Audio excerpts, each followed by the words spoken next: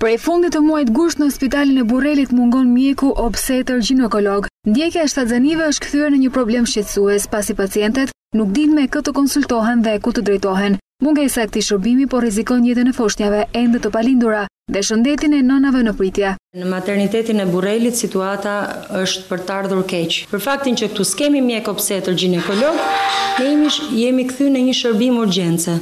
Rastet vinë dhe ne duhet të bëjmë ato procedurat shumë të shpejta në ambulancë dhe me mamijen dhe me kompletin e lindjeve me gjitha gjërat e nevojshme dhe duhet i përcjellim rastet për Tiranë. Dhe nuk është vetëm qyteti Burrelit, por është rrethi i Matit dhe një pjesë e mirë e Bulqizës dhe në një zonë e thellë e Dibrës që vinë dhe përballen dhe lindin, marrin shërbimin, të paktën kanë marrë deri tani shërbimin e mjekut obstetër ginekolog. Drejtoria e di këtë pjesë të situatë, janë bërë kërkesat në ministri, por akoma s'kemi një përgjigje.